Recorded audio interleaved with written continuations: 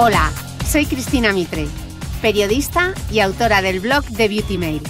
Bienvenidos a mi podcast, donde todas las semanas charlaré con los mejores expertos de la cosmética, la nutrición, el fitness y el bienestar, para que te sientas bien y te veas mejor. La entrevista que estás a punto de escuchar forma parte de una nueva serie de divulgación sobre medicina estética en colaboración con Teoxan, laboratorio suizo especializado en la fabricación y diseño de ácido hialurónico dinámico. Durante el mes de septiembre, gracias a Teoxan, charlaremos con algunos de los mejores expertos en medicina estética sobre los distintos usos de los rellenos dérmicos con ácido hialurónico, tanto para tratar arrugas como para aportar volumen o mejorar la calidad de la piel. En este espacio semanal, reconocidos expertos en medicina estética responderán a las dudas más habituales sobre este tipo de tratamientos. Para más información sobre los productos de Teoxan, consulta con tu médico estético. Bienvenidos todos a esta nueva serie sobre medicina estética de la mano de Teoxan. Hoy al otro lado de los micrófonos tengo a la doctora Paula Rosso, médica estética y experta en medicina preventiva o anti-aging, y al doctor José Vicente Lajo, experto en medicina estética y sin duda uno de los grandes referentes en este campo en nuestro país. Bueno, doctores, bienvenidos. Hoy entrevista a tres manos. ¡Qué ilusión! Sí, ¿no? ¡Qué divertido! Sí, qué divertido. Buenos días, Cristina. Buenos días. Hubiese sido mucho mejor hacerlo en Madrid, pero bueno, al menos en remoto hemos podido ponernos voz y cara, aunque nos ha costado un poquillo el arranque, pero lo hemos logrado. Sí, ya la tecnología, superamos ese bache de tecnología. Sí.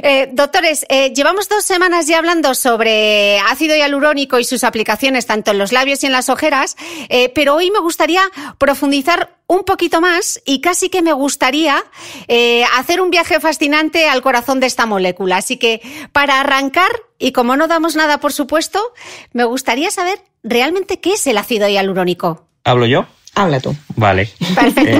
Genial. Mira, el ácido hialurónico la verdad es que es un filler que lleva en el mercado pues ya por encima de las 2 décadas y que además ha cogido absoluta relevancia en los tratamientos faciales. Yo te diría que hoy en día es el producto por antonomasia si queremos buscar el relleno o la voluminización de los tejidos blandos. ¿Y por qué se debe esto? Pues principalmente porque es que el ácido hialurónico es el que mejor se integra en los tejidos, es el que mejor es aceptado como filler por nuestros tejidos y además porque es un producto que nos da una gran versatilidad a la hora de manejarlo, ¿no? Uh-huh. El ácido hialurónico, básicamente, los inyectables basados en ácido hialurónico están compuestos por moléculas de ácido hialurónico de distintos pesos moleculares en función de lo que quieras conseguir, que la industria se encarga de comercializarlo en forma de viales o jeringuillas que se preparan. Se preparan, quiero decirte, el ácido hialurónico, cuando nosotros inyectamos un ácido hialurónico, no solo estamos inyectando ácido hialurónico. Tiene un componente acuoso importante, es un gel, lo habrás visto, Cristina, que es como un gel transparente. Y normalmente se le suele añadir una serie de sustancias reticulantes, que es el BDDE en términos generales, aunque hay algún hialurónico en el mercado que no utiliza el BDDE, para darle reticulación, para darle consistencia. Luego bajaremos a que nos expliques bien esto de la reticulación y el BBDE, que ya me lo he apuntado, que eso no sabemos muy bien qué es, pero de ácido hialurónico hablamos mucho, incluso en cosmética. Entonces, en tratamientos, en serums, en cremas, ¿qué diferencia hay entre ese ácido hialurónico que se inyecta y ese ácido hialurónico que nos ponemos en un tratamiento, en una crema, por ejemplo?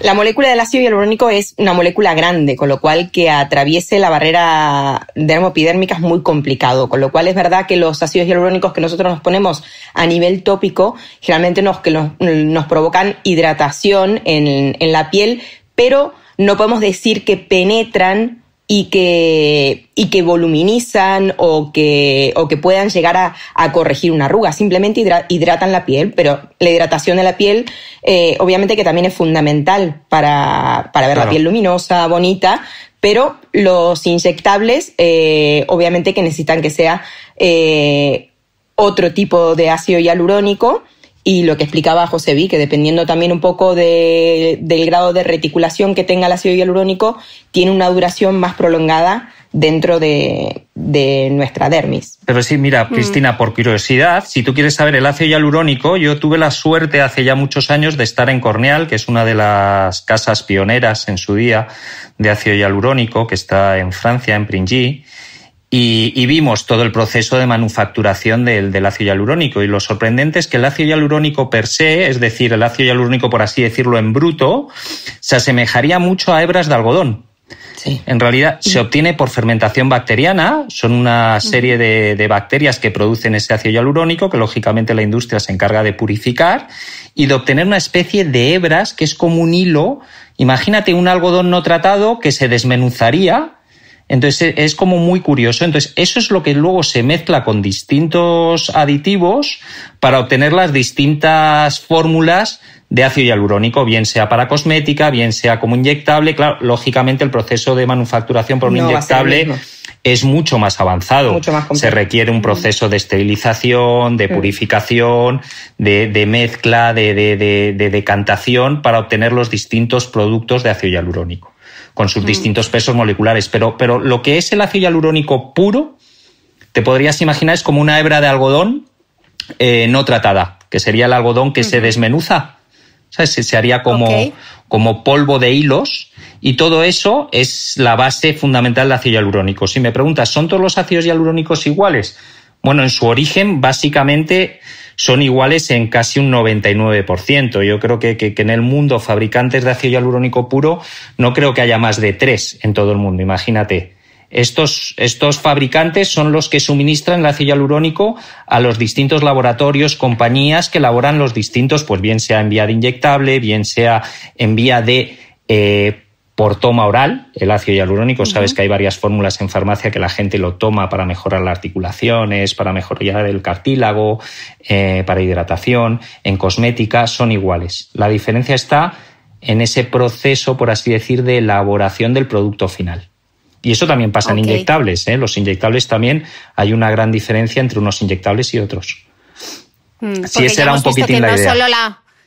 Porque no solo la molécula, sino lo que se añade al producto, ¿no? Totalmente, además es lo que le da las características diferenciadoras. Doctor, tú eres un reconocido experto en todo lo que tiene que ver además con la toxina botulínica. ¿Tú crees que junto al Botox el ácido hialurónico ha sido la gran revolución en medicina estética? Sin ninguna duda. Sin ninguna duda. Yo me acuerdo cuando yo empecé, la gran revolución fue la toxina. Creo que la toxina botulínica dio un salto en cuanto al acercamiento del público a las consultas de medicina estética. En aquella época ya había ácido hialurónico, pero no estamos hablando del ácido hialurónico que tenemos actualmente, que ha evolucionado enormemente. En las tecnologías enormemente. Actuales. Las tecnologías actuales no tienen nada que ver con la tecnología que había hace 25 o 20 años, ¿no? Y sin ¿Cuál duda, es el gran salto? Pues mira, para mí el gran salto son dos aspectos. Uno, la obtención de ácidos hialurónicos por fermentación bacteriana, es decir, se desterró el origen animal al ácido hialurónico, y eso tenía una trascendencia fundamental a la hora de interactuar inmunológicamente con el cuerpo de los pacientes que recibían ese ácido hialurónico, puesto que los primeros ácidos hialurónicos que se obtenían de cresta de gallo eran unos ácidos hialurónicos que tenían una carga antigénica que, aunque los laboratorios intentaban evitarla, ahí estaba presente. Había un origen animal en el producto inicial, con lo cual esa posible interacción inmunológica se producía. Y dos, la reticulación. Es decir, los primeros ácidos hialurónicos que salen al mercado son ácidos hialurónicos de duración muy escasa, puesto que la hialuronidasa, la enzima que todos tenemos y que se encarga de descomponer ese ácido hialurónico en monómeros, actuaba muy deprisa, y ahí es la base de la reticulación. La reticulación no tiene otro objetivo nada más que dotar al ácido hialurónico de una longevidad mayor. De una estabilidad mayor. Claro. O sea, nosotros tenemos en nuestra dermis enzimas que se llaman hialuronidasas que destruyen el hialurónico nuestro. El nuestro se renueva cada semana, con lo cual, si nosotros ponemos un hialurónico exógeno, también lo destruyen. Entonces, esa estabilidad que le da la molécula al hialurónico que inyectamos hace que tenga una duración de aproximadamente un año, un poquito más, un poquito menos, dependiendo un poco de cada tipo de hialurónico, pero le proporciona estabilidad. Si estábamos diciendo antes que el hialurónico es casi como una hebra de algodón, ¿la reticulación sería cómo se compone esa hebra, cómo tejemos esa hebra o qué es la reticulación para que lo entendamos? Sí, podría ser así. Son como unas uniones que se generan entre las cadenas del ácido hialurónico que lo que hacen es eso, proporcionar un poco más de estabilidad a la molécula en su proceso de degradación. Imagínate, como un andamiaje. Sería como construir un andamiaje alrededor de esas moléculas para constituirle una cierta resistencia a su descomposición. Sí. Claro, entonces entiendo que cada arruga tendrá en concreto un tipo de ácido hialurónico diferente y una reticulación diferente, porque no será lo mismo las arrugas finas que, por ejemplo, esculpir con ácido hialurónico una nariz.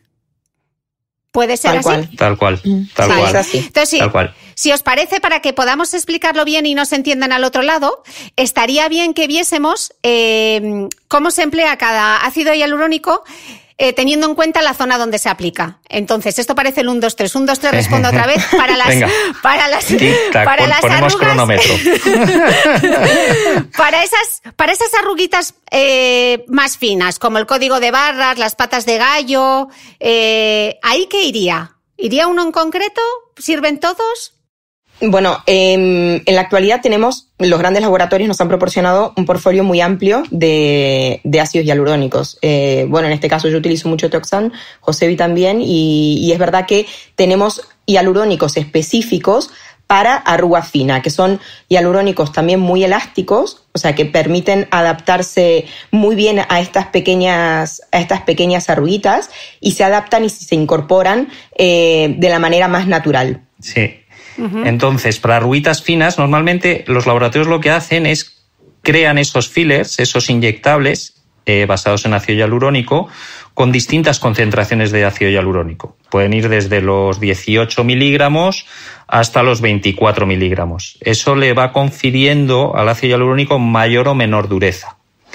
Y la reticulación juega un papel importante, bueno, pero es que esto ya es una tecnología como muy avanzada, es decir, hay ácidos hialurónicos más rígidos y ácidos hialurónicos más elásticos, con una mayor capacidad de resistencia a la mímica, porque tú ahí generas en la mímica fuerzas de resistencia y entonces, por ejemplo, en patas de gallo o en código de barras te interesa un ácido hialurónico muy elástico, que se adapte muy bien al movimiento continuo de esas zonas que son muy dinámicas, que por eso hay arrugas, porque está en continuo movimiento. Y que sea natural, que tú no veas el hialurónico en el rostro de la paciente. Claro, entonces ahí se buscan ácidos... Eso es lo que decís...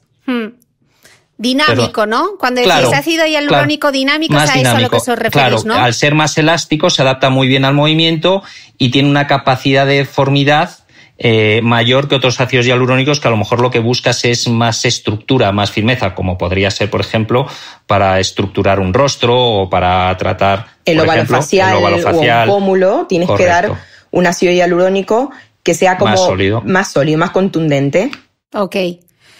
Vale, entonces esto depende no solo de la pericia del médico estético, sino también que tenga podríamos decirlo casi como un arsenal a su alcance, ¿no? Correcto, como la paleta de un artista que está pintando un cuadro, tener los distintos tipos de colores, las distintas gamas de colores para conseguir el objetivo final. Correcto. Si la toxina botulínica lo que hace es paralizar el músculo y evitar su contracción para que no se forme esa arruga, ¿el ácido hialurónico dónde se inyecta? Depende del tipo de ácido hialurónico que querramos inyectar. Lo ponemos en diferentes profundidades. Por ejemplo, tenemos ácidos hialurónicos que los utilizamos para hidratar la piel y esos tienen que ir en las primeras capas de la dermis, o sea, bien superficiales. Y hay otros hialurónicos que nosotros lo que queremos hacer es proyectar y dar volumen y lo ponemos supraperióstico, o sea, justo por encima del hueso, como para lograr una proyección más natural y mucho más armónica. Entonces, es verdad que cada hialurónico, y eso es lo que cuando damos cursos de formación a otros médicos, explicamos qué tipo de hialurónico, la gama que tenemos de ácidos hialurónicos y en qué plano debemos ponerlo para obtener un buen resultado. Así que entiendo que dependiendo del plano también dolerá más o dolerá menos, ¿no? Cuanto más superficial, menos duele, y cuanto más profundo, más duele. No tiene por qué. No sé, no te creas que es tan así. No es tan así, ¿eh? Yo creo que va a depender. Da la sensación, pero... Da la sensación, pero no es tan así. No es tan así. Quizás yo te diría que lo determina mucho más la zona de la cara donde vas a pinchar, el grado de dolor, por la sensibilidad que pueda haber en una zona o en otra. Y luego, por ejemplo, ácidos hialurónicos que tú pones intradérmicamente, la dermis es mucho más compacta, con lo cual, en el momento que tú inyectas algo en esa dermis, eso ocupa un espacio. Ese espacio que es ocupado por ese ácido hialurónico que tú colocas genera como si dijéramos una fuerza de resistencia a ocupar ese espacio, y esa fuerza de resistencia genera una sensación dolorosa. Con lo cual, a veces una inyección más superficial resulta más molesta que, por ejemplo, una inyección a nivel del tejido graso. La zona que menos duele de la cara es el tejido graso. ¿Por qué?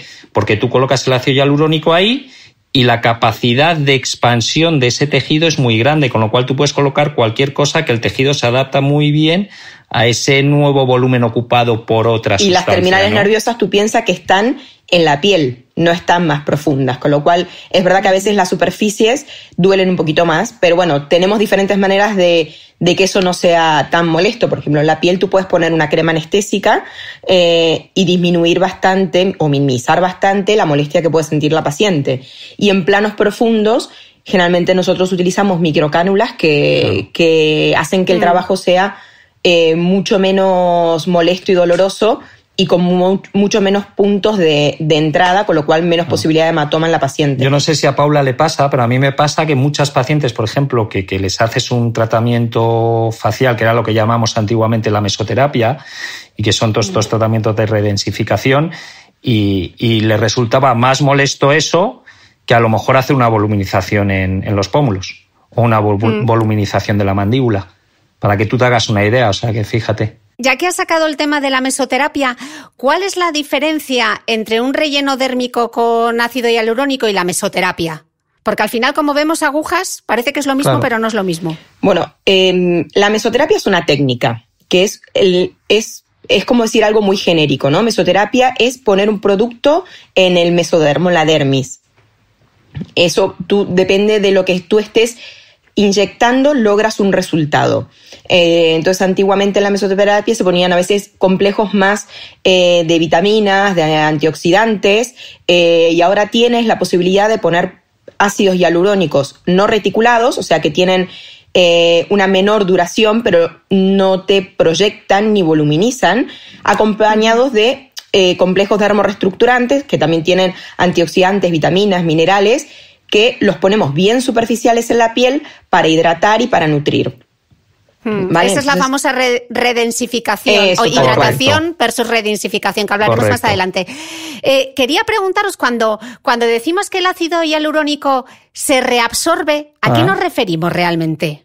¿A dónde va? El ácido hialurónico se reabsorbe por eso que hablamos al principio de la charla, de la presencia de la hialuronidasa en el cuerpo.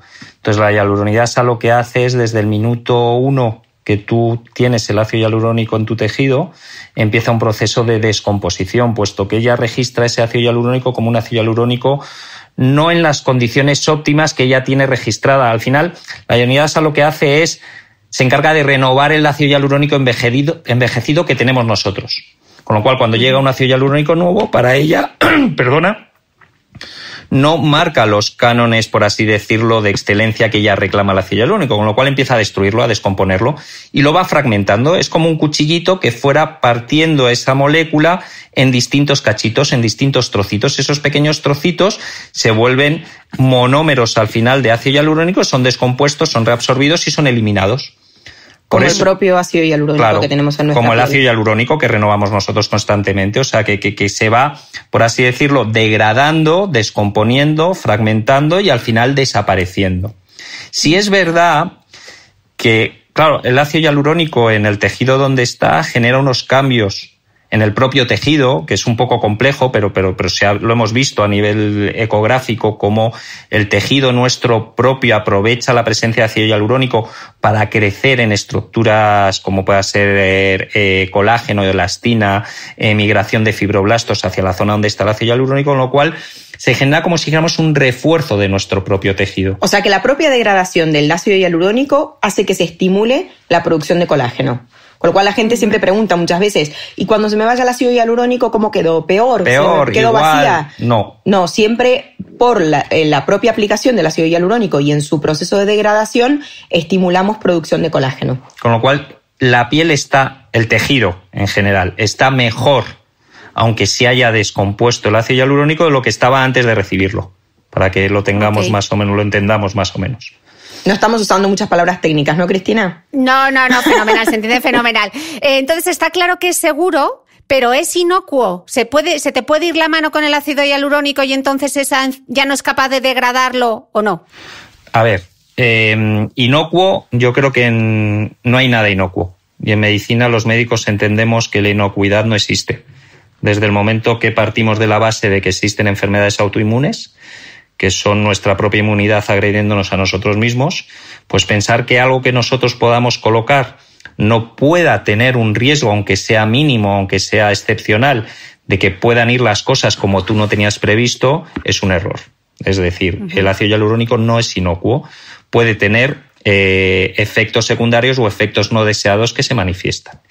¿Aquí qué es lo importante? Aquí lo importante es, uno, sabemos que es un producto que nosotros podemos actuar sobre él para acelerar su degradación, con lo cual frente a un problema nosotros podemos acelerar ese proceso de descomposición propio que tenemos las personas. ¿No? Claro, tiene antídoto. Por así decirlo, tiene antídoto. Tenemos la posibilidad de nosotros acelerar ese proceso de degradación. Y segundo, es muy importante que el médico sea conocedor de cómo tiene que actuar frente a la presencia de una situación inesperada o no deseada. Esos son los dos pilares. ¿Qué reacciones adversas puede provocar? Son mínimas. Las reacciones adversas al ácido hialurónico son mínimas, pero nos podemos encontrar escenarios en el cual la propia inmunidad del paciente rechace ese ácido hialurónico y genere una reacción de tipo que nosotros llamamos granulomatosa, que es, me comporto frente al ácido hialurónico como si fuera un cuerpo extraño que pudiera tener un riesgo potencial para mí mismo.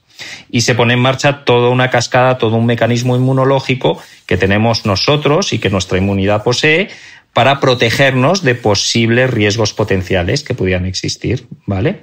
Frente a esa situación, pues tienes que tener claro cuál es el protocolo de actuar para ir progresivamente eliminando eso y resolverlo.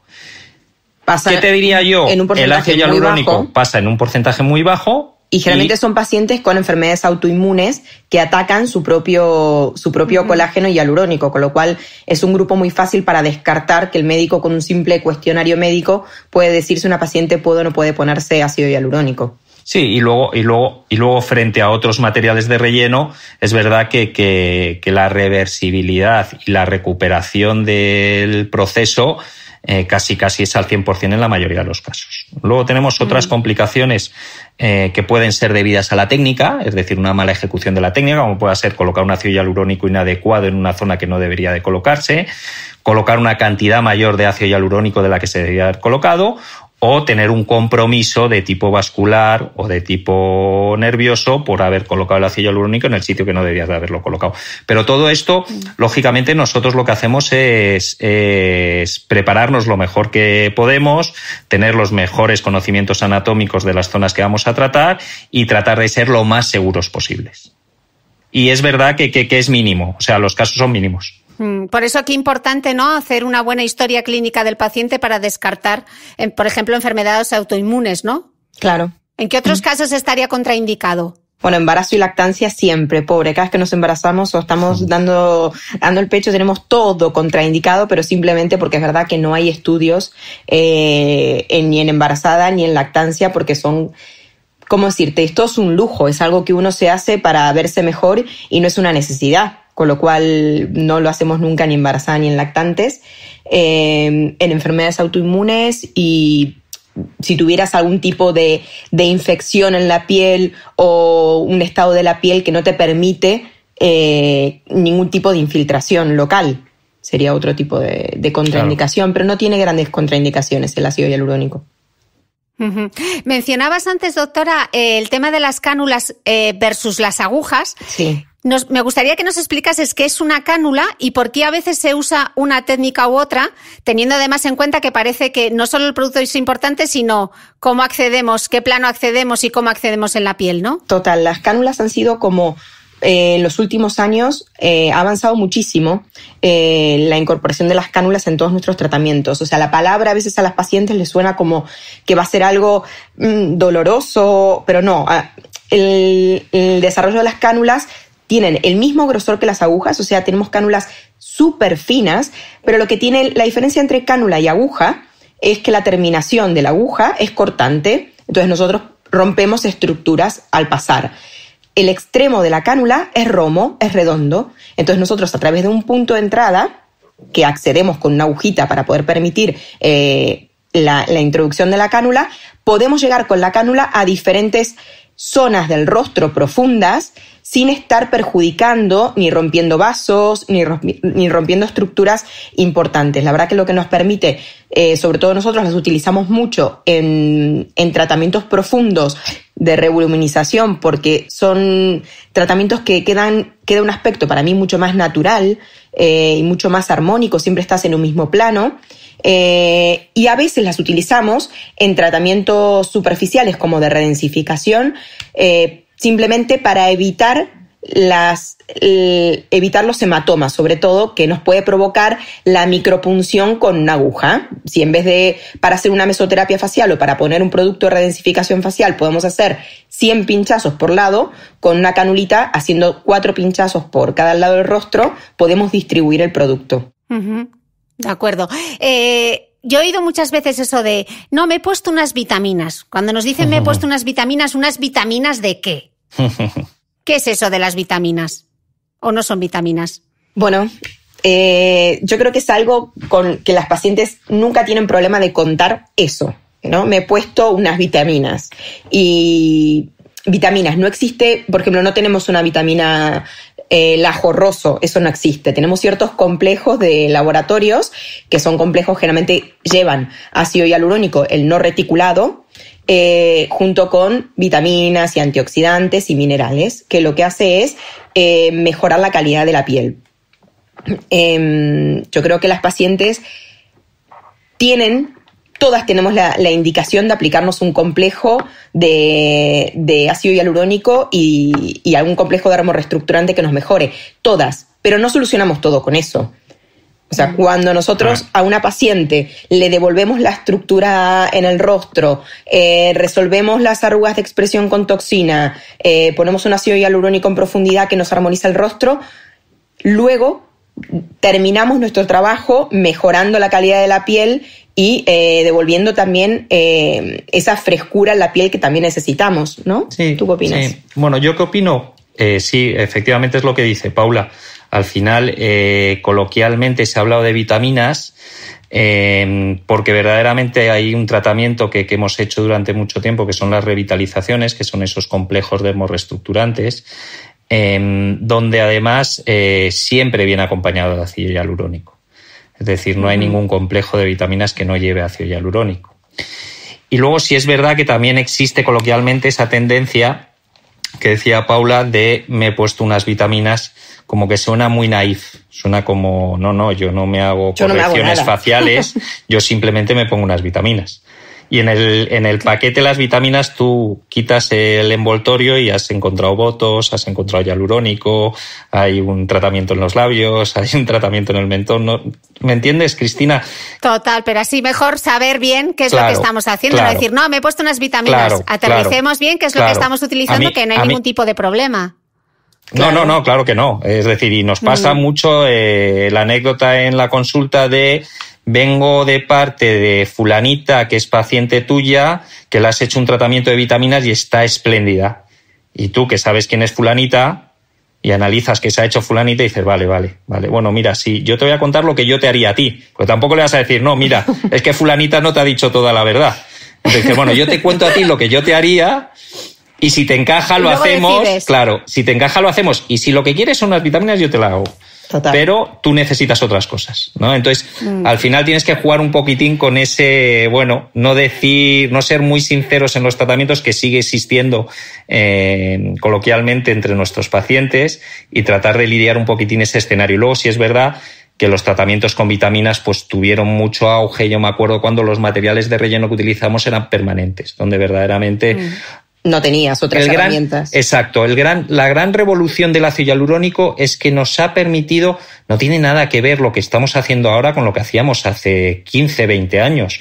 Es que nada, absolutamente nada que ver. Ahora mismo nosotros con ácido hialurónico abordamos casi cualquier problema. Es decir, esculpimos rostros más que tratamos arrugas. Yo me acuerdo, hace años lo que hacías era quitar arrugas de la cara, y con eso te bastaba un poquitín para dar solución a tus tratamientos. Hoy en día analizamos los rostros, los equilibramos, los armonizamos, damos proyecciones, cambiamos contornos faciales, equilibramos los tercios medio, superior e inferior. Es decir, es una pasada. Ahora mismo estamos en un momento fascinante en nuestra profesión. Muy divertido.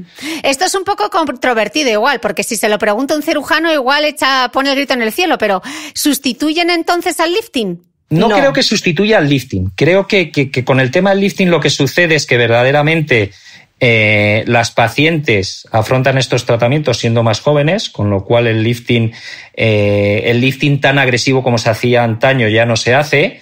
Y yo creo que no, yo creo que es una ayuda para los cirujanos. En realidad, entre cirujanos y médicos estéticos, lo que estamos haciendo es una simbiosis, que luego está la parte comercial, que es donde tú puedes sufrir roces de no, yo quiero hacerlo, no quiero hacerlo yo, pero no se trata de que nosotros ocupemos su espacio ni que ellos ocupen nuestro espacio. Yo creo que ahí hay una simbiosis. Y hoy en día todas las consultas que tienen cirugía y medicina estética se complementan perfectamente. De hecho, trabajan muchos cirujanos con médicos estéticos. Y lo que pasa es que la diferencia ahora, ¿no? Yo creo que las pacientes empiezan antes a hacerse tratamientos de medicina estética, que sería como un poquito más preventivo, con lo cual no llegan pacientes de 60, 65 años o 70 que no se han hecho nada. Esas pacientes quizás que son más candidatas a hacerse un lifting. En cambio, las pacientes que desde los primeros signos de envejecimiento empiezan a hacerse cositas para mantenerse de la mejor manera, con respecto a su edad, no significa cambiar, sino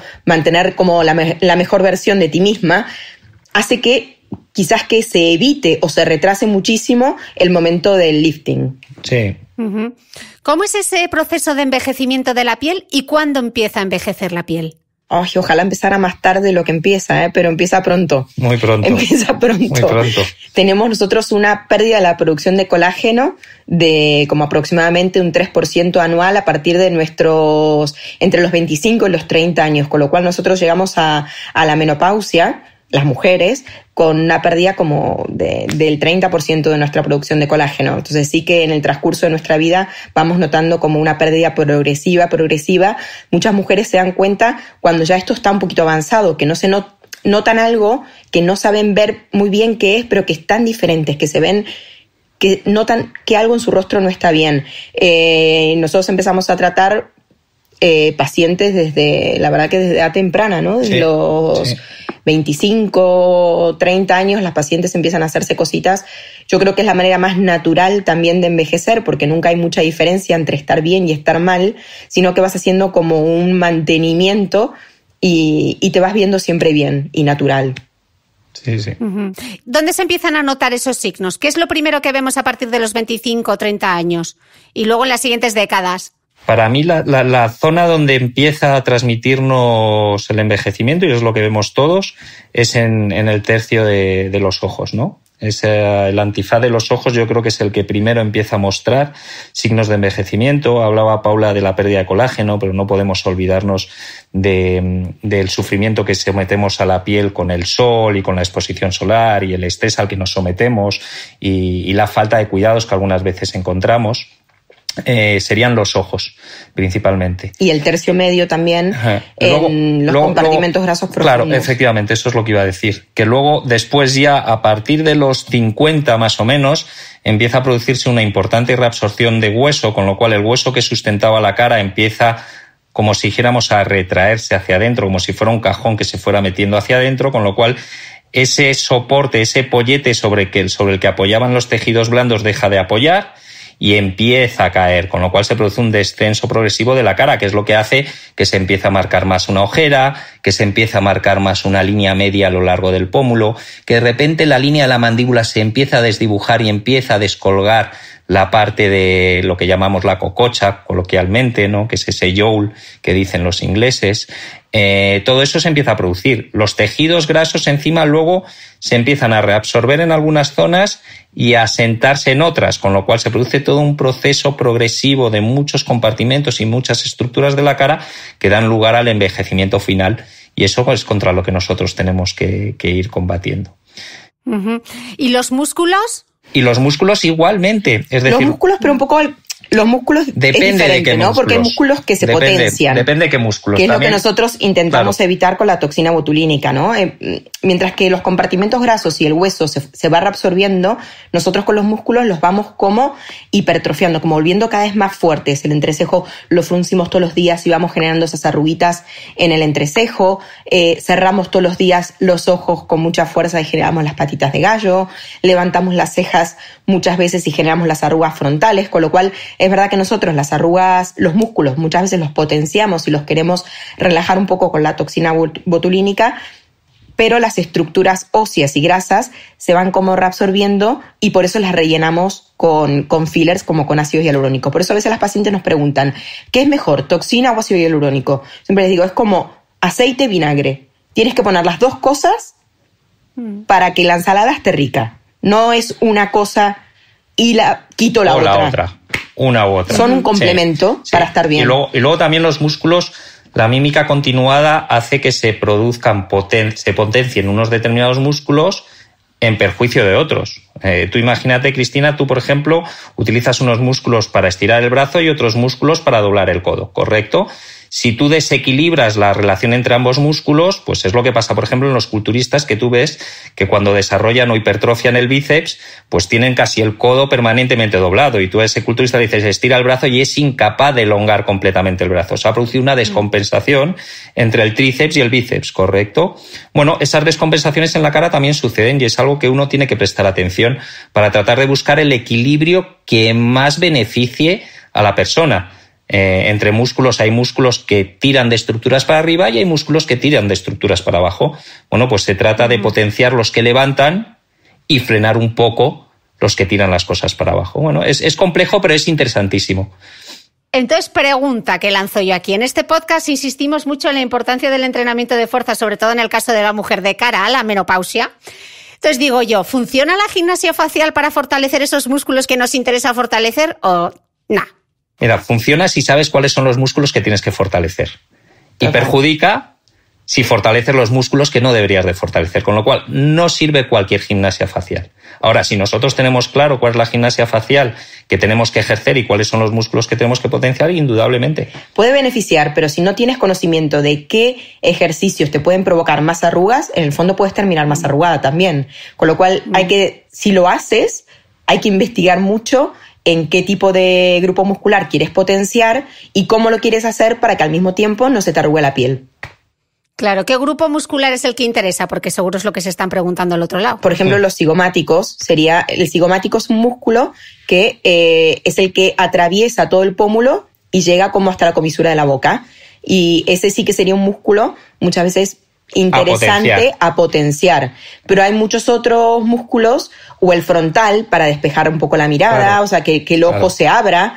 Hay otros músculos que son depresores y que no sería bueno potenciarlos porque deprimirían zonas faciales. O, por ejemplo, el platisma, que es este músculo que está en el cuello, si lo potenciamos mucho, puede ser que formemos estas bandas platismales que se ven en los cuellos, que son como unas líneas bien marcadas musculares.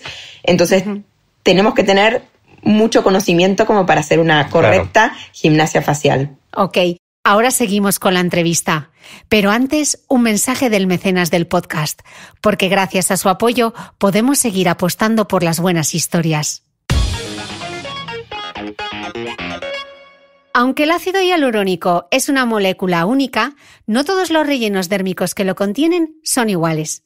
La gama de rellenos dérmicos de Teoxan incorpora desde 2015 una tecnología única de reticulación patentada que respeta y acompaña los movimientos faciales. Teoxan es un innovador gel de ácido hialurónico dinámico que logra unos resultados naturales. Para más información sobre los productos de Teoxan, consulta con tu médico estético. Me queda claro por lo que estáis contando, pese a estos mitos que existen respecto al ácido hialurónico, que parece que solo sirve para dar volumen y rellenar, sirve para muchísimas más cosas como es la hidratación, ¿no? Totalmente. Sí. Como decíais. Sí. Totalmente. ¿Las pacientes van pidiendo hidratación o van pidiendo relleno y volumen? Hay de todo, ¿no? Hay de todo. Yo creo que hay de todo. Hay incluso pacientes que te piden hidratación y lo que quieren es volumen, y hay pacientes que te piden exclusivamente hidratación. Al final, el ácido hialurónico, lo emplees en la forma en la que lo emplees, con el objetivo que lo emplees, siempre va a mejorar la hidratación del tejido. Porque siempre va a captar agua. Porque es hidrofílico. Entonces, ¿qué es una sustancia hidrofílica? Es una sustancia que tiene el potencial para atraer agua hacia donde él está posicionado. Si tú lo posicionas en la dermis, vas a hacer que la dermis retenga mucha más agua de la que retenía antes de que estuviera el ácido hialurónico, y eso le va a aportar hidratación. Pero tú colocas un ácido hialurónico, y eso lo hemos visto, en planos profundos para conseguir una voluminización, por ejemplo, de un pómulo, y también la paciente te dice, es que me noto la piel muchísimo mejor. O sea, que esa potencialidad de captación y de atraer y de fijar agua allá donde está el ácido hialurónico, incluso en planos profundos, también tiene una repercusión en planos más superficiales. Entonces, sí, el ácido hialurónico es un potentísimo hidratador a todos los niveles. Uh-huh. Hemos estado hablando durante la entrevista de redensificación. Uh-huh. ¿Qué es redensificar realmente? ¿A qué nos referimos? ¿A qué nos referimos? Nos referimos que no es solamente hidratar la piel, sino que al mismo tiempo, cuando aplicamos estos complejos que tienen tanto ácido hialurónico como antioxidantes, vitaminas, minerales, lo que hacemos también es producir colágeno y notar que esa piel, aparte de hidratada, está reestructurada. O sea, no es tan fina como antes, se reestructura, se redensifica. Notamos no solamente la hidratación, sino la mejoría en la calidad de la piel. ¿Entiendes? Que no es un complejo mucho más amplio de lo que hablábamos previamente, o sea, de otros tipos de ácidos hialurónicos que simplemente nos hidratan, sino que en este caso nos aporta todo un complejo dermorreestructurante que nos redensifica, nos aumenta. Es como si nuestra piel estuviera más jugosa en general. Uh-huh. ¿Quién es el paciente ideal para una redensificación? Yo creo que todas. No podríamos, yo creo que no hay paciente que no sea candidata a una redensificación, pero si tengo que buscar un grupo que sería el más necesitado, sería esa mujer de 40, 50 años, que ha tomado muchísimo sol, que fuma, que ha estado expuesto a muchos radicales libres, que nosotros lo que necesitamos es devolver un poco la frescura a esa piel. O sea, no solamente miramos volúmenes, sino que tenemos que tener los volúmenes bien puestos en nuestras pacientes y también una calidad de la piel que acompañe a ese volumen corregido. Entonces, yo creo que esa paciente de 50 años que ha tomado mucho el sol, que fuma, que no se cuida la piel, sería una candidata perfecta a mejorar. Pero también podría ser un tratamiento ideal para una chica de 30 años que quiere empezar a cuidarse y una paciente que tampoco quiere volúmenes, pero quiere mejorar su calidad de piel. Yo creo que haciendo un apunte en lo que dice Paula, nosotros hacemos mucho hincapié, y Paula lo cuenta muchas veces en sus conferencias, que verdaderamente uno no puede hacer un trabajo bonito de estructuras y de armonizar el rostro sin prestar atención a lo que es la piel. Es decir, creo que si a mí me preguntaras a quién debería redensificar, si dependiese de mí la opción, te diría que a todas las pacientes. A todas, sí. Y estamos hablando en femenino, pero ¿los hombres no necesitan redensificar su piel? ¿Qué tiene de diferente? No, lo único que tiene son los patrones estéticos. Es decir, yo creo que en el trabajo de la estética masculina, lo que es muy importante es que el médico que va a afrontar ese tratamiento lo afronte de una manera adecuada, acorde con lo que es la estética masculina. Tú a un hombre no le puedes poner el mismo pómulo que pondrías a una mujer, ni puedes dibujar la línea mandibular de la misma manera. Ni harías la toxina. Ni harías la toxina de la misma manera. La estética, la belleza masculina tiene eso, tiene una estética diferente a la de la mujer. Y hay muchos casos que se han visto en redes y de hombres con cierta presencia en medios que de repente te da un aspecto de feminización, y eso no es lo que debemos de buscar. Debemos de buscar el potenciar la masculinidad, el potenciar ángulos fuertes, caras más cuadradas, líneas horizontales frente a lo que serían las líneas oblicuas en la mujer, las caras ovaladas femeninas frente a las caras cuadradas masculinas. Luego, a nivel de la piel, absolutamente los mismos cuidados, o incluso yo te diría, Cristina, que más. Porque verdaderamente la piel masculina es más vasta. Es verdad que la diferencia... También al ser más como para explicártelo de manera fácil, es más gordita la piel del hombre. Claro. Con lo cual, gruesa, ¿no? Más gruesa. La piel de la mujer es más fina y tiene más tendencia también a la arruga fina. Claro, entonces, nosotros arrugamos menos, pero también nos vaciamos y nos descolgamos. También. Igual que la mujer. Lo tenéis todos, creíais que os ibais a librar. Ah, que no. Que va. Lo que pasa es que estamos peor preparados que vosotras. Eso sí. Con lo cual, por eso somos más miedosos. Menos el dolor, claro, por eso somos más miedosos, básicamente. Y otra pregunta, porque seguro que os lo encontráis mucho en consulta. Típica paciente que dice, doctor, yo lo que quiero es terminar con esta cara de cansada. ¿Qué es la cara de cansada? ¿Y por qué se produce? Es que pueden ser muchas las razones. Normalmente la cara de cansada tiene relación con una pérdida volumétrica en el tercio medio facial, es decir, la zona del malar, la zona de los cigomáticos, que ha perdido soporte, que ha expuesto mucho la cuenca orbitaria, con lo cual hay una sensación de ojera, de tristeza en la mirada. Suelen venir acompañadas también de un descenso de la cola de la ceja que tiende a que el párpado se acabalgue un poquitín sobre el ojo y da esa mirada triste. Y luego también una pérdida de soporte facial. Si a eso además le añadimos una desvitalización en la piel, pues ya tienes el pack completo, ¿no? Y entonces ya, pues, ¿cómo afrontas eso? Reposicionando volúmenes, tratando de mejorar y de dar más luz y avivar un poquito la mirada y de recuperar la luminosidad de la piel. Total, todo lo que venimos hablando, Cristina. Habría que hacer toxina botulínica, habría que hacer ácido hialurónico en profundidad, habría que corregir la zona de la ojera y habría que hacer un tratamiento de redensificación con ácido hialurónico en superficie. Vamos, chapa y pintura. Claro, al final... Es lo que tú decías. Luego a veces cara dicen, cansada, ponme unas vitaminas, claro. Y no lo resuelves todos con unas vitaminas, sino que es verdad que lo nuestro es medicina estética y tiene mucho de medicina, pero tiene muchísimo de arte.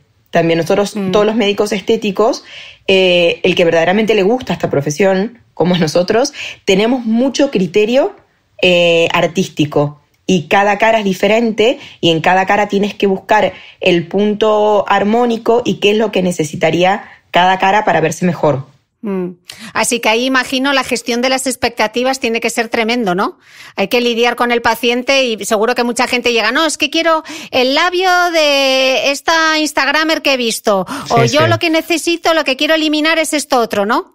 Sí, nosotros es lo más complicado. Al final, el ponerte de acuerdo con tu paciente, hacerle entender de dónde están los límites y si sus expectativas son reales o no son reales, y tú ser capaz de plasmar lo que tú ves, porque al final es lo que uno ve. Tú vienes a verme, Cristina, y yo te veo con unos ojos, y fíjate que Paula y yo trabajamos juntos y tenemos unos criterios muy similares en cuanto a cómo corregimos las cosas, y a lo mejor Paula te ve y en ti ve otras necesidades distintas a las que veo yo, con lo cual ahí tiene que haber una simbiosis médico-paciente muy importante. Nuestro trabajo al final no es que tú seas mejor o peor que otros, sino que tú tiene que encajar médico-paciente. Tiene que haber ahí un equipo médico-paciente, que el médico te entienda al paciente y que el paciente entienda al médico, y que ambos busquen el mismo camino, porque si no, eso va abocado al desastre. Si tú quieres unos labios como Angelina Jolie y no te pegan con tu cara, y yo quiero ponerte unos labios finitos y no soy capaz de transmitirte que los labios de Angelina Jolie te van a deformar todo el rostro y acabas con unos labios de Angelina Jolie y además los he hecho yo en contra de mi criterio, pues eso no lleva más que al fracaso. Estamos en esta entrevista hablando de los rellenos dérmicos, pero me gustaría ir a lo básico. ¿Cómo es de importante cuidar ese lienzo? ¿Qué cuidados cosméticos o qué hábitos de vida debemos tener para tener una buena calidad de piel, aunque luego el paso de los años dejen su huella? Para mí la higiene facial es fundamental. O sea, yo sí que creo que desde pequeñas, y nosotros que tenemos muchos hijos y tenemos hijas adolescentes e hijos adolescentes, les explicamos que la parte de la higiene facial es como un primer paso, que desde pequeños, que comenzamos con acné, ya tenemos que implementar en nuestra rutina, aplicar por la noche una leche limpiadora, un tónico que esté de acuerdo a nuestra necesidad, si tiene que ser más para un efecto para tratar el acné o para revitalizar la piel o para mejorar, para dar luminosidad. Yo creo que esos pasos de limpieza y de aplicación de unas mínimos cuidados tipo un sérum o una crema para cada tipo de piel y para cada rostro que es diferente, eso sería como una muy buena enseñanza que tendríamos que tener desde pequeñitos, ¿no? Sí, y además la cosmética actualmente está tan avanzada y hay tanta inversión en la cosmética y es una cosmética tan potente que verdaderamente es un gran complemento nuestro. Es un complemento fundamental. Te va a dar que tus resultados como tratamiento sean mejores, que prepares a la paciente mucho mejor, con lo cual los impactos tuyos tiendes a reducirlos tanto en número como en cantidad, y luego además consigues perpetuar los resultados. Con lo cual yo no contemplo nuestra profesión sin cosmética. Antes, al principio, me hablabas tú de que si un cirujano estaría un poquito en contra de lo que nosotros te estábamos aportando. Yo creo que no. Yo creo que hay un sinergismo total a todo. Nuestro trabajo va a mejorar la cirugía del cirujano, del mismo modo que la cosmética va a mejorar nuestro propio trabajo. Es como unos pasos en una escalera donde cada peldaño tiene su lugar y al final construyes ese camino de un sitio a otro, que es el que queremos recorrer. Si hemos optado por rellenos dérmicos con ácido hialurónico, ¿hay algún...? Me gustaría, por un lado, ver los cuidados básicos y si hay alguna contraindicación, por ejemplo, utilización de radiofrecuencia o otros tratamientos como puede ser un láser, que sí y que no. Vale.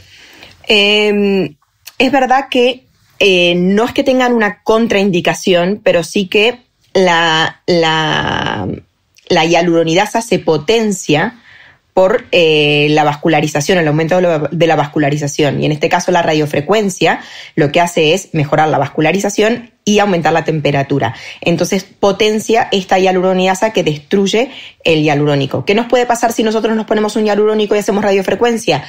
Que ese proceso de degradación del hialurónico se potencie un poco, con lo cual nuestro hialurónico dure menos.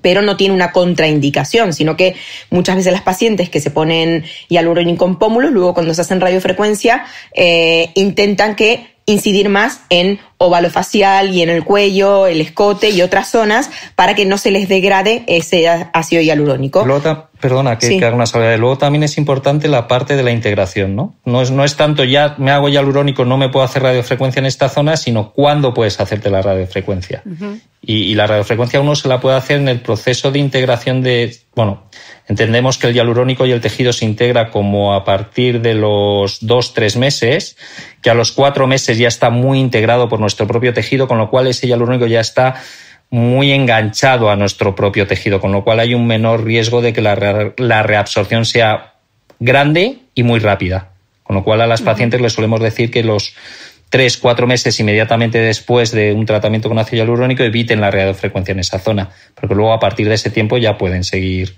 sus pautas habituales, ¿no? ¿Algún otro tipo de tratamiento que esté contraindicado? Bueno, mira, hablabas tú antes del láser. Contraindicado. Sí, contraindicado, que no case bien una cosa con la otra, ¿no? Exacto. Más bien, pues por ejemplo, yo te diría que cualquier láser que sea de tipo ablativo, por ejemplo, no tiene ningún sentido hacer una redensificación y luego inmediatamente después hacerte un láser ablativo. Resurfacing, por ejemplo, hacerte un resurfacing con un láser ablativo, aunque sea fraccionado. La lógica sería primero el láser y luego la redensificación en la piel. ¿Y una luz pulsada, por ejemplo? No, mira, la luz pulsada, yo me acuerdo hace ya tiempo, trabajé con un laboratorio tanto de láseres y con otro de ácido hialurónico, para ver si había algún tipo de incidencia entre una tecnología y la otra, y verdaderamente la luz pulsada no, porque la penetración de la luz pulsada no es tan grande, se queda mucho más en superficie y luego es muy dispersa, es decir, hay muchos elementos que van absorbiendo pequeños fragmentos de energía, con lo cual la dosis que pueda llegar al ácido hialurónico es muy bajita o al entorno del ácido hialurónico, ¿no? Entonces la luz pulsada no conlleva una contraindicación como o un desaconsejarla como podría ser un láser o como hablábamos antes de la radiofrecuencia. Yo creo que la luz pulsada se puede implementar en el tratamiento muy pronto, muy rápido. No te digo que lo hagas el mismo día que te haces un tratamiento con ácido hialurónico o en la misma semana, pero a lo mejor la semana siguiente ya podrías hacerlo tranquilamente. ¿Y qué tratamientos sí que son interesantes para potenciar o para mantener esos resultados de los rellenos? Pues mira, Paula, cualquier tratamiento de hidratación facial, ¿no? A nivel cosmético que aporte hidratación va a hacer que una piel más hidratada reciba mucho mejor nuestros tratamientos, ¿no? Sí. Sí. O lo que decía ella del láser, hacer un láser pre-tratamiento también está muy bien. Lo bueno es que uno también se deja aconsejar por un médico y que hagas un buen planning, porque no solamente necesitamos ácido hialurónico toxina, es verdad que muchas veces necesitamos luces pulsadas, láseres o diferentes tratamientos, y ahí está el médico que debe hacer un buen esquema de cómo comenzar y cómo ir continuando para que al final del recorrido el resultado sea mejor. Estábamos hablando antes de la gestión de las expectativas, lo importante que era. ¿Cuáles son los mayores mitos que todavía veis en consulta? Así, a ver si los desterramos. vamos a desterrar. A mí hay una frase que me mata cuando la gente dice: te has puesto Botox en los labios. Sí. Esa es mortal. Sí. Además es muy graciosa porque empiezas a hablar con tu paciente de no, mira, debemos de utilizar la toxina botulínica, y de repente ves que hay algo en el rostro de tu paciente que cambia. De repente le ves como, no te gusta el Botox, ¿no? Y te dice, no, es que se ven unos labios por ahí. Que no tiene nada que ver, porque el Botox no tiene volumen, no aporta volumen, sino que simplemente va a relajar un poco la musculatura, y sobre todo se utiliza en entrecejo, ojos, patas de gallo y frente. Entonces, claro, hay un mito sobre que el volumen que provocó la silicona en muchos labios de mujeres que vemos que se han infiltrado hace 20, 25 años, 15 años, lo identifican con toxina. Y eso es, lo tienes que empezar a explicar a la paciente. No te preocupes, que esto no aporta volumen, no va a provocar, tiene una reabsorción muy rápida en tu organismo, tiene una duración de 4 o 6 meses. Si quieres, luego no te lo aplicas más y vuelves a una dinámica muscular como la tenías previamente. Eso yo creo que es un gran mito. Otro gran mito es el de la paciente que no está muy convencida de empezar a hacerse tratamientos estéticos porque piensa que va a acabar deformada o con un rostro deformado. Sí. Y eso también es irreal. Es decir, al final, tú puedes acabar con un rostro deformado, depende de manos de quién pongas tu rostro. Pero esas caras tan sobretratadas, en realidad no es que estén sobretratadas, es que se les trataba con productos que permanecían eternamente en los tejidos. Y ese permanecer eternamente en los tejidos significa 2 cosas. 1, que no hay vuelta atrás, pero sin embargo todo lo que hay alrededor sigue un proceso evolutivo de envejecimiento, con lo cual lo que estaba bien hace 20 años, por los cambios que se producen en el entorno, no tiene por qué estar bien 20 años después. Y luego suelen ser pacientes que no se han estado quietas, es decir, no se hicieron unos pómulos hace 30 años y ya no se hicieron nada más, sino que siguen haciéndose cosas que se siguen añadiendo a aquello que se hizo. Por eso es tan importante que el ácido hialurónico sea un producto que se reabsorba en un porcentaje altísimo, porque verdaderamente lo que te permite es continuar ese camino haciéndote tratamientos en función de los distintos escenarios que tú te vas encontrando a lo largo del tiempo. Por ejemplo, tú te puedes hacer un tratamiento, Cristina, con 30 años, que son tus necesidades de 30 años. Cuando tengas 40 tendrás otras necesidades, y no puede ser que lo que hiciste con 30 condicionen tus necesidades de los 40. ¿Entiendes? Entonces, ese es otro mito también que a mí me gustaría desterrar, que porque tú empieces con 30 no vas a acabar con la cara deformada a los 50, sino que puedes acabar guapísima a los 50 aparentando que tienes 40 y con un aspecto totalmente natural y sin dejar de hacerte tratamientos con cierta periodicidad. Hablando de lo natural, creo que la máxima de muchos pacientes será lo de natural, pero que no se me note. Total. Parece fácil, Parece es fácil, pero es complicado, ¿no? Y sobre todo esa misma paciente cuando te vuelve al mes y te dice, bueno, no me noto nada. Sí. Dices, pero ¿no era natural el tratamiento? ¿Entiendes? Sí, pero un poco más, por favor. Hay una cosa muy interesante que nos pasa habitualmente, que es, uno, tú haces cambios naturales, los cambios naturales la paciente lo incorpora a su imagen diaria muy rápidamente, con lo cual cuando viene a verte al cabo de 30 40 días ni se acuerda de cómo estaba. Por eso la foto es fundamental para nosotros, porque muchas veces tú muestras el antes y el después, y como el después es como estaba ella hace un par de años y en su imagen lo tiene muy presente y muy actual, verdaderamente el verse bien lo incorpora como algo natural y se olvida de cómo estaba. Entonces en la foto le dices, no, pero mira, así estabas tú antes. Vale. Esto es como... se me nota mucho más de lo que pensaba. Esto es como cuando dices, no, es que el champú ya no me hace nada, o esta crema ya no me hace nada. Sí. Correcto, que un poquitín te acostumbras al efecto. Me gustaría, para despedirnos ya, que invitemos a la reflexión a los futuros pacientes o ya pacientes de medicina estética, y que vosotros como médicos le dieseis esas 5 o 4 preguntas que debemos hacernos los pacientes antes de ir al médico estético. ¡Uy, qué complicado! Las preguntas que ellos deben hacerse. Sí, a sí mismos. ¿Qué deben preguntarse? A ellos mismos. Yo creo que tienen que... Muchas veces se tienen que dejar, más que hacerse preguntas, dejarse aconsejar por nosotros, porque es verdad que ellos empiezan a detectar algo y nosotros no saben muy bien qué es lo que ven, quieren corregir algo, y cuando tú le explicas qué es lo que tienen que hacerse para verse mejor, lo entienden y lo incorporan. Tienes razón, o sea, tu consejo médico es el correcto. Yo sí que si yo fuera paciente, en este caso como nosotros somos nuestros médicos, entre nosotros dos lo tenemos muy bien claro y estamos muy tranquilos, pero yo sí que me asesoraría mucho con respecto al médico que iría a ver, al tipo de estética que tiene, a cómo son sus pacientes, que sería, nuestras pacientes son el reflejo de lo que nosotros hacemos, y sobre todo dejarse aconsejar. No sé, ¿tú qué pensás, José? Yo me haría, si tenemos que dar 5 preguntas por hacerlas, yo me haría la pregunta de ¿con quién quiero hacerme los tratamientos? ¿Qué tipo de médico es? ¿Qué materiales va a utilizar? ¿Qué es lo que yo realmente quiero?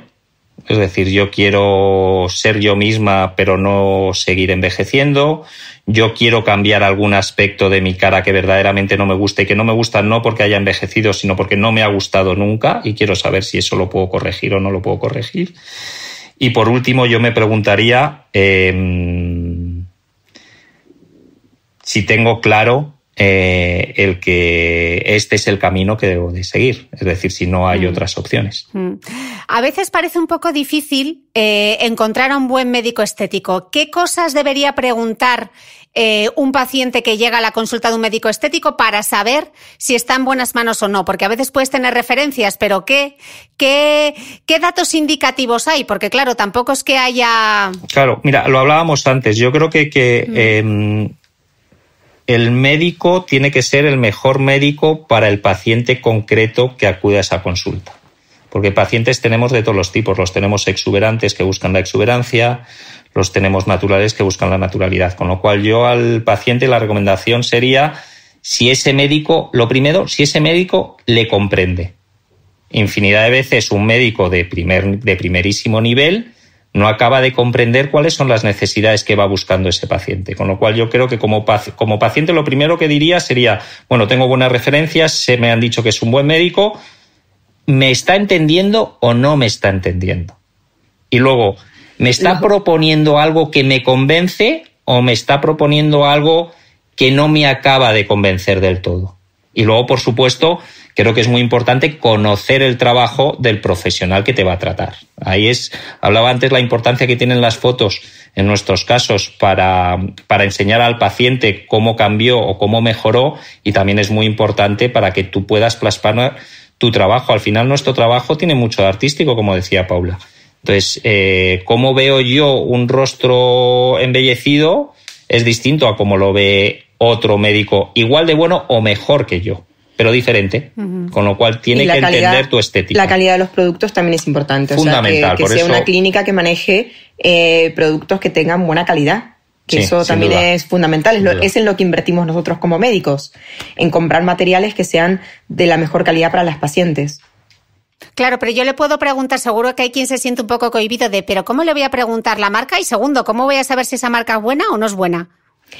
Es verdad que eso muchas veces el paciente tampoco no tiene por qué saberlo, creo, ¿no? Porque es algo como que lo excede el saber qué tipo de producto se debe poner o no. En general somos nosotros los que le hablamos en esos términos. Le explicamos a la paciente los diferentes tipos de hialurónico que ponemos, de toxina. Sí. Porque unos y no otros, es decir, nosotros por ejemplo nos gusta explicarlo mucho. Sí, nosotros lo explicamos mucho. O sea, además, que es buena indicación que nuestro médico estético nos explique qué producto nos va a poner y por qué. Pero total, no solo nos explique. Y que luego al hacerlo nos proporcione muchas veces la pegatina con el producto que hemos utilizado. Porque es como cuando uno se pone una prótesis de pecho, que uno recibe un ligero certificado de qué producto te han puesto. Como si fuera la matrícula del producto que tú llevas. Nosotros siempre lo hacemos que cuando terminamos de hacer un procedimiento le entregamos al paciente el producto que le hemos además, infiltrado. Eso va a favor del paciente y no tanto a favor, también va a favor del médico, porque verdaderamente le da una demostración al paciente que verdaderamente tú estás haciendo lo que dices que vas a hacer. Pero para el paciente es muy importante. Acuérdate, Cristina, que son tratamientos que vamos a darle un cierto continuismo en el tiempo, con lo cual si tú ahora empiezas con 30, 40 años, los próximos 20 años puede ser que te sigas sometiendo a tratamientos de este tipo. Y tontos seríamos de pensar que durante esos 20 años vas a estar siempre con el mismo médico. Es decir, solo. Puede haber una fluctuación. Puede haber una fluctuación porque tu médico no te entienda o porque te vayas a ir fuera o por muchas razones. Tener tú verdaderamente un historial de qué es lo que has estado haciendo durante todo ese tiempo es importantísimo para ti, porque al final la seguridad tuya es la que prevalece y el médico que a lo mejor va a tratarte sobre una base de 10 años tratado por otro u otros médicos es el que al final, aunque sea muy bueno y tenga unas técnicas súper seguras, puede entrar en conflicto con algún tratamiento que te has hecho anteriormente y que tú no te acordabas. No quiero decir con esto que hay una malicia en ti en no decirle al médico lo que te hiciste, sino verdaderamente que, oye, 10 años después tú te vas a acordar de los tratamientos que te hiciste, es el total, ¿no? Con lo cual nosotros siempre entregamos y además le decimos a nuestros pacientes, mira, esto es lo que hemos puesto hoy, aquí tienes la fecha, yo te aconsejo que esto lo vayas guardando en una carpetita, en una agendita donde tú vayas poniendo las fechas de tus procedimientos y vayas adjuntando todo lo que te vas haciendo, para tenerlo un histórico de todo lo que te hiciste. Gran consejo. Sí. Gran consejo. Me gustaría despedir esta entrevista con una predicción. Que me deis cada uno una predicción de por dónde creéis que van a ir los tiros en medicina estética o qué está por llegar. Arranco yo. Sí. Qué caballero que eres, ¿eh? Yo creo que en la medicina estética, en el futuro, y bueno, que es parte del presente, es como la naturalidad y ser la mejor versión de ti misma en cada edad. O sea, intentar no cambiar a intentar mantener otra edad, sino que sea tu edad de la mejor manera llevada. Y eso es como un conjunto de tratamientos que te tienes que hacer que son un poco panfaciales, o sea, es en todo el rostro, en diferentes capas del rostro, tanto a nivel superficial como profundo, con combinación de diferentes técnicas. A mí me gustaría que fuera hacia allí. Es verdad que a veces veo en Instagram o en diferentes redes sociales que hay una vertiente que va hacia lo poco natural, que es la que no me gusta que vaya hacia por esos rumbos. Pero sí que confío en que va a ganar la naturalidad y que cada vez incorporemos más los tratamientos de medicina estética, como que nos van a ir acompañando en los diferentes transcursos de nuestra vida. Sí, y yo creo que sí, me encanta la idea. Yo también lo apoyo 100%. Y probablemente, ¿qué puede venir? Pues yo me imagino que vendrán tratamientos. Por ejemplo, hay una cosa que yo creo que tendrá que venir en algún momento, porque es algo que las pacientes no es que se quejen, pero que sí que te dicen, joder, ya el tratamiento con toxina botulínica, ¿por qué no dura un poquito más? Porque es verdad que es un tratamiento que está fenomenal durante 3 meses y medio, pero que a partir de los 4 meses ya está demandándote otra vez repetir el tratamiento, con lo cual yo creo que hacia la toxina por ahí vamos a ir. En cuanto a los ácidos hialurónicos, es que los ácidos hialurónicos están consiguiendo ya los laboratorios unos niveles de optimización en el producto que yo ya no sé, se me ocurre a lo mejor pues algún cambio a nivel estructural, que puedan buscar un reticulante distinto, un reticulante más óptimo, o no sé hacia dónde pueden ir, porque verdaderamente a nivel de ácido hialurónico están consiguiendo cosas que ya están tocando mucho la excelencia, ¿no? O la perfección, aunque no son perfectos. Y luego otra cosa que yo creo que también vendrá en algún momento es a nivel genético, pues tratamientos que incorporen mejoría genética a la hora de cómo vamos envejeciendo. Que eso no sé si es tan bueno para nosotros o no. Eso ya es pura ingeniería, casi totalmente. Ciencia ficción. Y ya vendrán los genetistas a hacer esos tratamientos, con lo cual totalmente. Genética. Total. Ya no seremos médicos estéticos, sino genetistas. Totalmente. Bueno, doctores, ha sido un auténtico lujo charlar con vosotros dos. Espero que podamos coincidir pronto de nuevo, y yo creo que no nos queda ninguna duda ya sobre el ácido hialurónico. No, hemos pegado una chapa de ácido hialurónico brutal. Súper interesante. Muchísimas gracias y nos escuchamos pronto. Fenomenal, muchísimas gracias, Cris. Ha sido un placer. Chao, chao.